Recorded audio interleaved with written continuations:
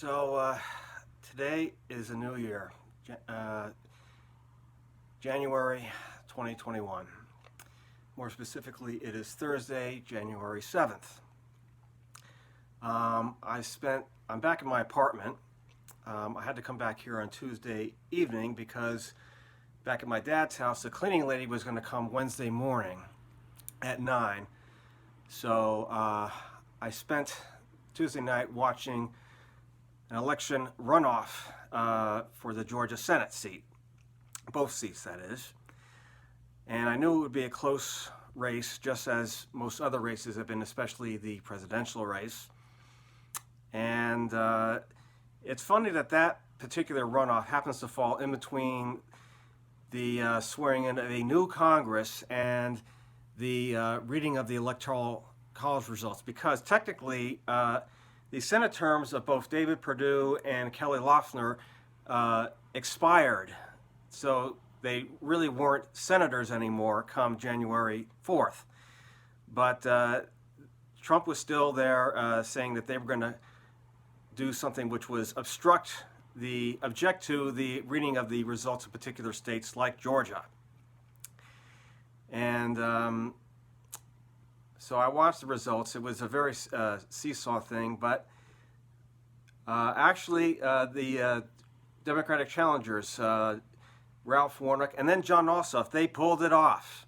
They managed to get just above the 0.5% margin to avoid a recount. So we flipped the Senate. We have a 50-50 Senate with a new Majority Leader, Chuck Schumer.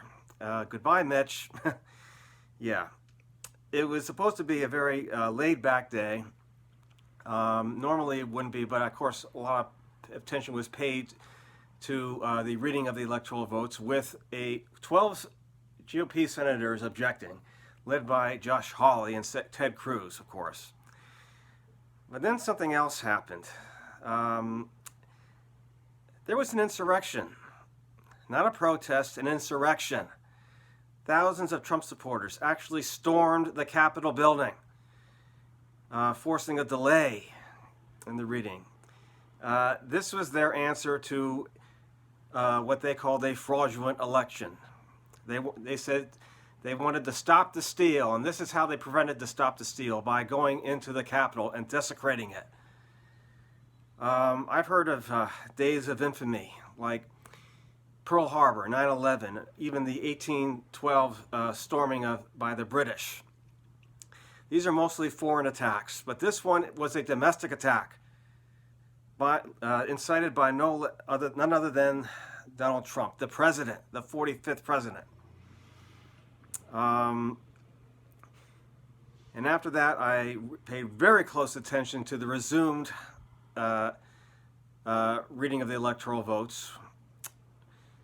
And sure enough, some of the GOP senators that were scheduled to object dropped their ejections. And the first one to do so was the recently defeated Kelly Loeffler. And she got some applause for that. It's probably the first decent thing she's ever done in her career. That old inside trading bitch. I think that this has been the real low point of the country, but I think this too shall pass. I think that there's going to be a lot of soul searching within the GOP, and I think this is a whole new world that we're in. Even if Trump is going to be gone, I know that his Facebook account has been indefinitely suspended. Hopefully, they will terminate his Twitter account.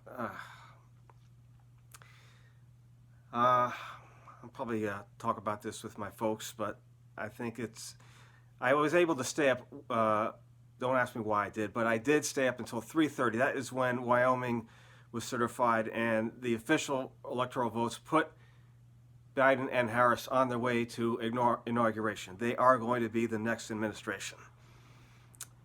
So let's hope we have a much safer 2021. Relief checks, vaccines, a new normalcy. a real new normalcy.